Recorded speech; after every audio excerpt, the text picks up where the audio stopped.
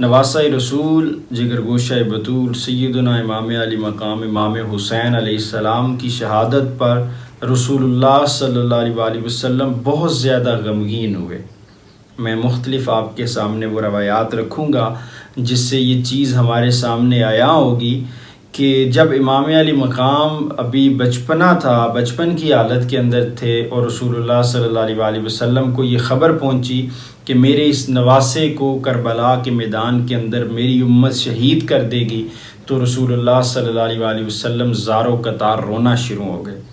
اور پھر جب 10 محرم الحرام 61 ہجری کو کربلا کے میدان کے اندر اللہ کے رسول صلی اللہ علیہ وآلہ وسلم کے اس پیارے نواسے کو اس امت کے بدبخت ترین لوگوں نے شہید کیا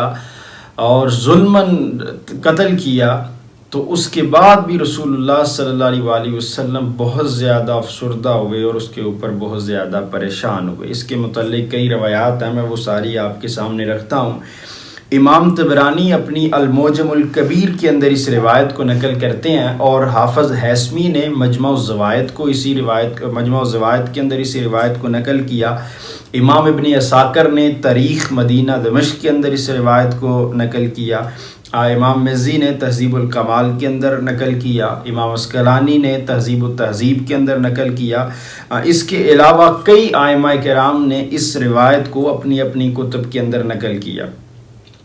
حضرت سیدہ ام المؤمنین ام سلمہ رضی اللہ تعالیٰ عنہ روایت کرتی ہیں کہ امام حسن اور امام حسین میرے گھر میں نبی کریم صلی اللہ علیہ وآلہ وسلم کے سامنے کھیل رہے تھے۔ بچپنا کی حالت تھی، بچپنا تھا، کھیل رہے تھے، تو جبریل امین حاضر ہوئے اللہ کے رسول کی بارگاہ میں، اور امام حسین کی طرف اشارہ کر کے فرمانے لگے،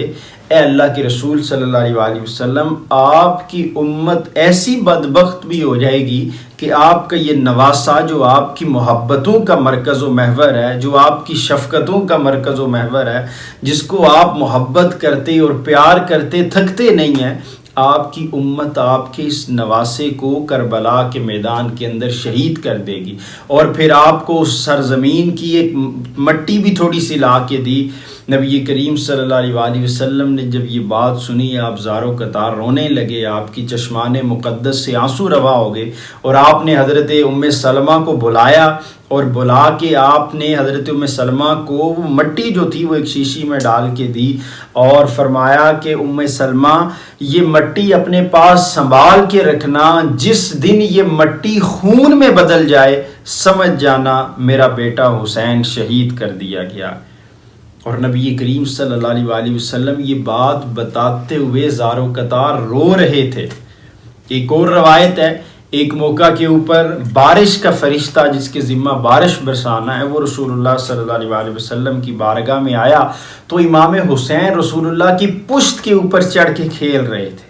بچے جس طرح اٹکلیاں کرتے ہیں، نواسہ رسول امام حسین رسول اللہ کے ساتھ اس طرح چمٹے ہوئے تھے، کھیل رہے تھے۔ فرشتے نے جب یہ دیکھا، کہا کہ اے اللہ کے رسول، آپ اپنے اس نواسے سے بہت محبت کرتے ہیں؟ فرمایا ہاں، میں اس سے بہت پیار کرتا ہوں۔ فرمایا کہ فرشتہ عرض کرنے لگا کہ آپ کی امت کے کچھ ایسے بدبخت بھی ہوں گے جو آپ کے اس نواسے کو شہید کر دیں گے۔ اور پھر کہا کہ اگر آپ کہیں تو میں آپ کو اس میدان کی مٹی لا کے دے دیتا ہوں۔ پھر اس فرشتے نے وہ مٹی لا کے دی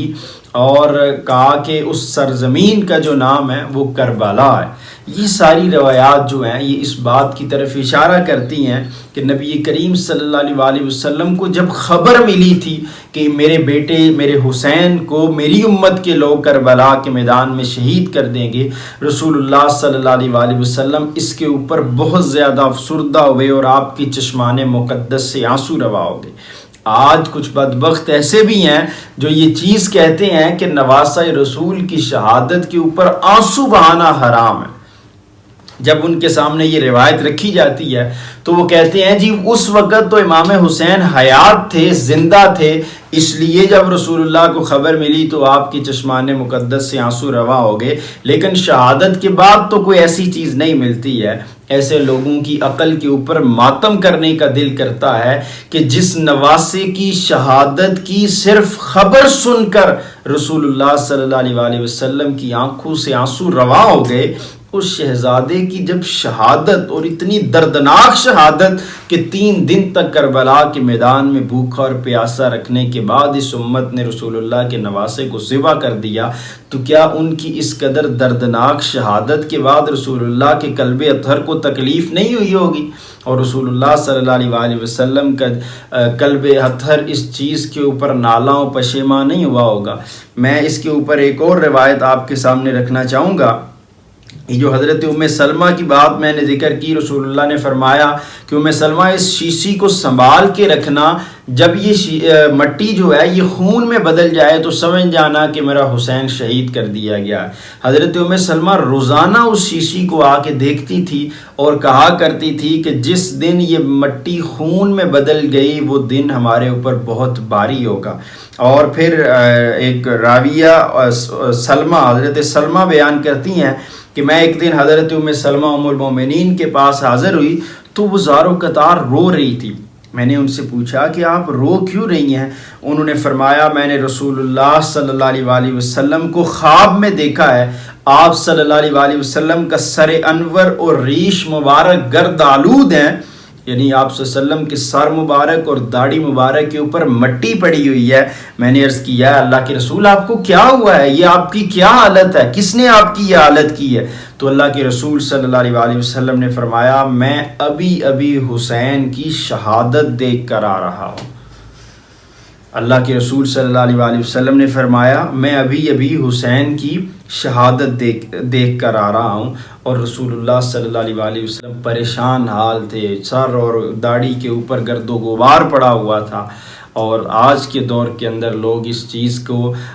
ڈنکے کی چوٹ پہ بیان کرنے کی کوشش کرتے ہیں کہ نواسہ رسول کی شہادت کے اوپر غمزدہ نہیں ہو سکتے، آنسو نہیں بہا سکتے، پریشان نہیں ہو سکتے، یہ صبر کے منافی ہے۔ خدا جانے ایسے لوگوں کی عقلوں کے اوپر کیا گرد پڑی ہوئی ہے کہ ان کا اپنا کوئی مرتا ہے تو بلک کے روتے ہیں، اور اللہ کے رسول صلی اللہ علیہ وآلہ وسلم کا پورا گھرانہ کربلا کے میدان کے اندر ذبح کر دیا گیا، ننھا 6 ماہ کا علی اصغر بھی ذبح کر دیا گیا، جوان علی اکبر کو بھی ذبح کر دیا گیا، لیکن اس کے اوپر ان کے دل کے اوپر کسی قسم کا کوئی ملال اور افسوس طاری نہیں ہوتا۔ ایک اور روایت ہے، اس کو حضرت عبداللہ بن عباس بیان کرتے ہیں، اس کو امام احمد بن حنبل نے اپنی مسند میں اس حدیث کو روایت کیا، اور فضائل الصحابہ میں بھی آپ نے اس کو نقل کیا، امام حاکم نے مستدرک میں نقل کیا، امام طبرانی نے المعجم الکبیر کے اندر، اور علامہ بہقی نے دلائل النبوہ کے اندر اس کو نقل کیا، علامہ خطیب بغدادی نے تاریخ بغداد کے اندر، امام ابن عبد البر نے الاستیاب کے اندر، امام ابن کثیر نے البدایہ والنہایہ کے اندر، اور امام طبرانی سے ہی آگے حافظ ہیثمی نے مجمع الزوائد کے اندر اس روایت کو نقل کیا۔ حضرت عبداللہ بن عباس بیان کرتے ہیں ایک دن نصف النہار کے وقت میں نے نبی کریم صلی اللہ علیہ وآلہ وسلم کو خواب میں دیکھا۔ اب یہ رسول اللہ کی وفات کے بعد کا واقعہ ہے، امام حسین کی عین شہادت کا واقعہ ہے، اس سے آپ کو ساری چیز کلیئر ہوگی۔ حضرت ابن عباس بیان کرتی ہیں میں نے رسول اللہ کو خواب میں دیکھا، آپ صلی اللہ علیہ وآلہ وسلم غبار آلود بکھرے بالوں کے ساتھ قیام فرما، یعنی آپ صلی اللہ علیہ وسلم کے بال بکھرے ہوئے ہیں، ان کے اوپر مٹی پڑی ہوئی ہوتی ہے، جس طرح انسان غمزدہ اور پریشان ہوتا ہے اور کسی مصیبت والی جگہ سے آ رہا ہوتا ہے، کسی ایسی جگہ سے۔ آپ صلی اللہ علیہ وآلہ وسلم کے دست اقدس میں ایک شیشی ہے جس میں خون ہے۔ میں نے عرض کیا، حضرت ابن عباس کہتے ہیں میں نے عرض کیا یا رسول اللہ میرے ماں باپ آپ پر قربان جائیں، یہ کیا چیز ہے اور یہ کیا معاملہ ہے؟ آپ صلی اللہ علیہ وآلہ وسلم نے فرمایا میرے بیٹے حسین اور اس کے جانثار ساتھیوں کو شہید کر دیا گیا ہے، اور یہ ان کا خون ہے، میں سارا دن اسے جمع کرتا رہا ہوں۔ اللہ کے رسول صلی اللہ علیہ وسلم نے فرمایا میرے بیٹے حسین اور اس کے ساتھیوں کو کربلا کے میدان میں شہید کر دیا گیا ہے، اور میں یہ وہ خون ہے جو سارا دن جمع کرتا رہا ہوں، اس وجہ سے میری یہ حالت ہوئی ہے۔